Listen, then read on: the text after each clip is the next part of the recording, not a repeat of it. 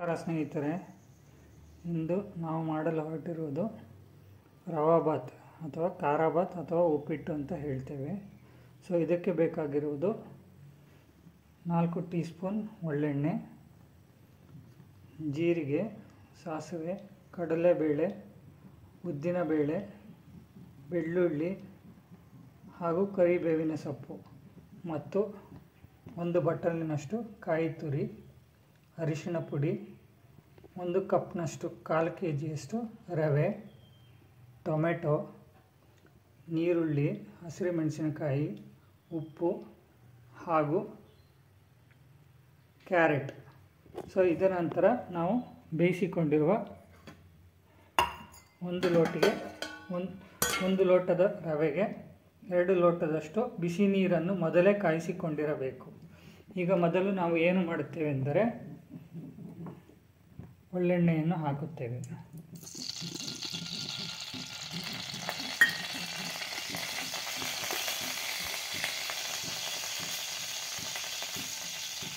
ಒಳ್ಳೆಣ್ಣೆ ಕಾಯ್ದ ನಂತರ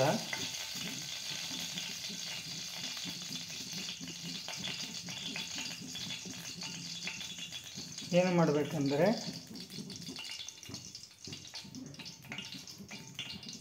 ಒಂದೊಂದಾಗಿ ಹಾಕಬಹುದು ಅಥವಾ ಒಟ್ಟಿಗೆ ನೀವು ಜೀರಿಗೆ, ಮೆಣಸು, ಸಾಸಿವೆ, ಕರಿಬೇವಿನ ಸೊಪ್ಪು ಹಾಗೂ ಕಡಲೆಬೇಳೆ ಇದೆಲ್ಲವನ್ನು ಹಾಕಿಕೊಂಡು ಸಣ್ಣ ಉರಿಯಲ್ಲಿ ಬೇಯಿಸಿಕೊಳ್ಳಿ.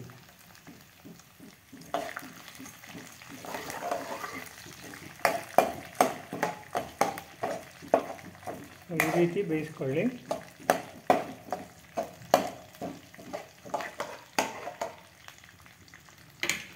ಈಗ ಅದು ಸ್ವಲ್ಪ ಬೇಯಬೇಕು. ಬೆಂದ ನಂತರ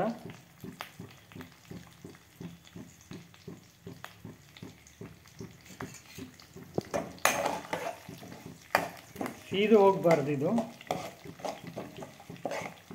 ಆ ರೀತಿ ಬೇಯಿಸ್ಕೊಳ್ಳಿ.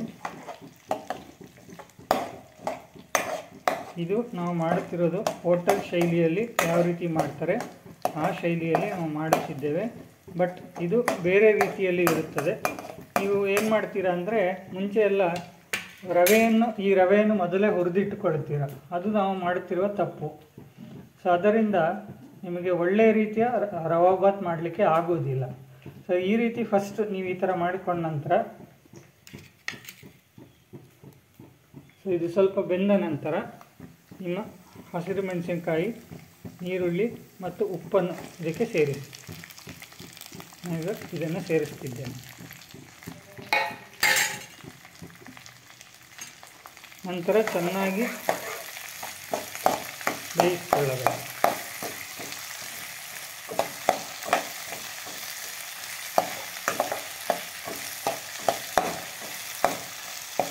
ಇದು ಈರುಳ್ಳಿ ಚೆನ್ನಾಗಿ ಬೇಯಬೇಕು. ಇವಾಗ ನೀವು ಏನು ಮಾಡ್ತೀರಾ ಅಂದರೆ ಇದರ ಜೊತೆಯಲ್ಲೇ ನೀವು ರವೆಯನ್ನು ಸಹ ಹಾಕಿಕೊಂಡು ಹುರಿದರೆ ನಮಗೆ ಆ ಸ್ವಾದ ನಿಮಗೆ ಸಿಗುತ್ತದೆ.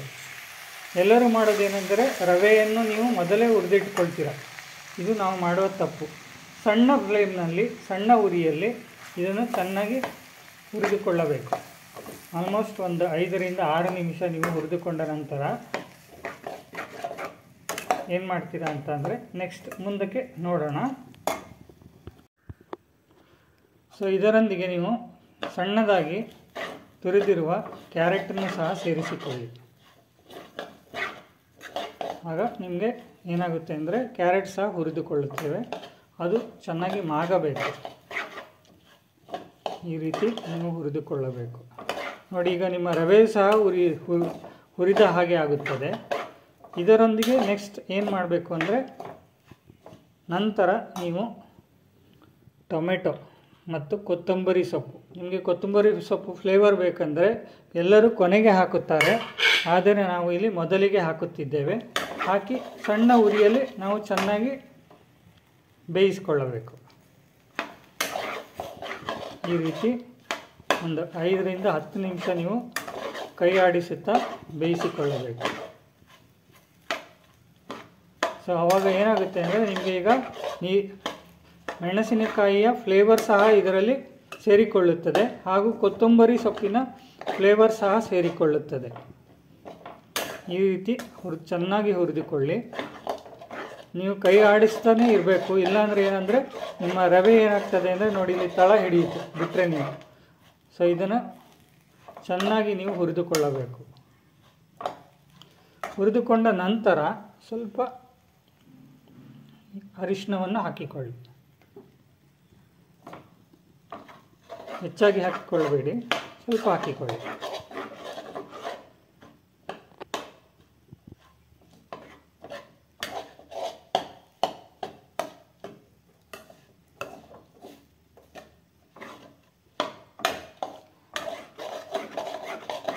ರುಚಿ ನೋಡಬೇಕೆಂದರೆ ಈಗ ನಾನು ತಯಾರಿಸ್ತಿದ್ದೇನೆ.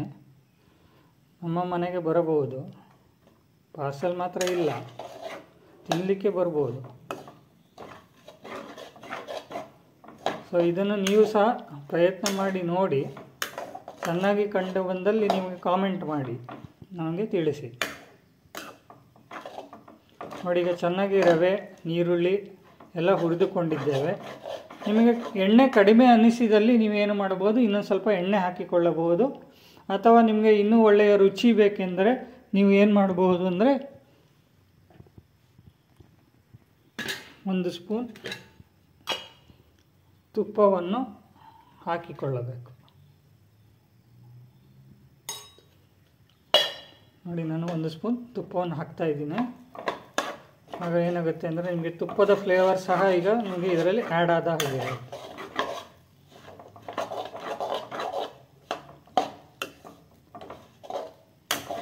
ಇದಾದ ನಂತರ ಸ್ವಲ್ಪ ಕಾಯಿ ತುರಿಯನ್ನು ಹಾಕಿಕೊಳ್ಳಬೇಕು. 1 ಬಟ್ಟಲಿನಷ್ಟು ಕಾಯಿ ತುರಿಯನ್ನು ಹಾಕಿಕೊಳ್ಳಿ. ಸೊ ಕಾಯಿ ತುರಿಯನ್ನು ಸಹ ಇದರೊಟ್ಟಿಗೆ ಸೇರಿಸಿಕೊಳ್ಳಿ.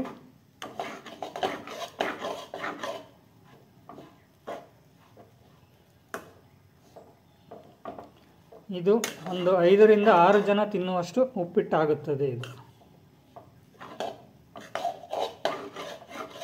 ನೀವು 1 kgಯಲ್ಲಿ ಮಾಡ್ತೀರಾ ಅಂದರೆ ಒಂದು 15 ರಿಂದ 20 ಜನ ತಿನ್ನುವಷ್ಟು ಉಪ್ಪಿಟ್ಟು ರೆಡಿ ಆಗುತ್ತದೆ. ಸೊ ಇದಾದ ನಂತರ ನಾನೇನು ಮಾಡ್ತೇನೆ ಅಂದರೆ ಉಪ್ಪನ್ನು ಸಹ ಹಾಕಿದ್ದೇನೆ. ಈಗ ನಾನು ನೀರನ್ನು ತೆಗೆದುಕೊಳ್ಳುತ್ತೇನೆ. ನೀರನ್ನು ತೆಗೆದುಕೊಂಡು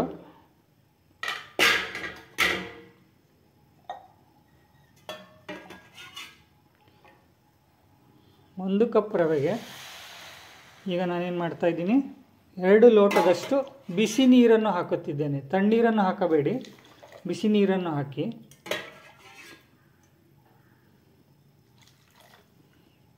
ಸೊ ಬಿಸಿ ನೀರನ್ನು ಹಾಕಿ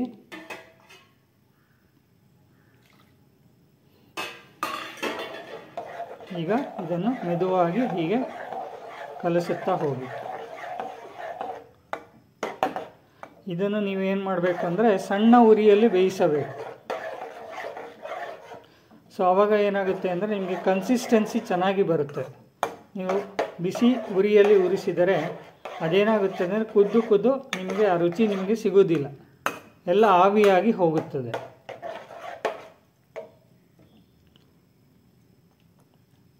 ಈಗ ಒಂದು 10 ನಿಮಿಷ ನೀವು ಹೀಗೆ ಬಿಟ್ಟರೆ